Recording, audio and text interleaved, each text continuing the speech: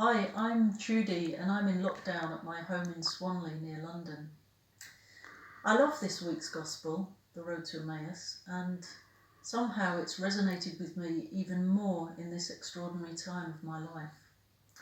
The two disciples were on the road going away from Jerusalem after witnessing the traumatic death of their great friend. All hopes of a new kingdom dashed.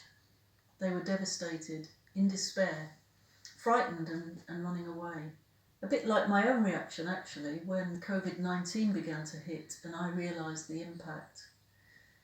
Churches closed, my retreat was cancelled, I was separated from family and friends, and I think I experienced some of the disciples' fear and disillusion.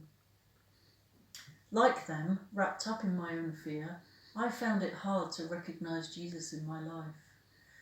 My mind was a whirl and it took some time to settle and to talk to God about the confusion, worries and doubts. And it was only in that open dialogue with God that I began to see Jesus walking beside me, there all the time I just had not recognised.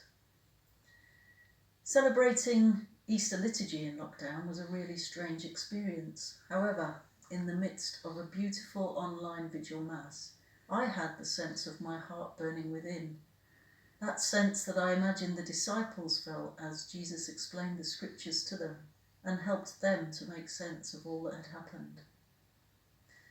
And following on closely from the joy and the connection with Jesus, I then felt a huge sense of challenge, a call to live differently, a call for a radical reordering of my values and priorities, both mine and also society.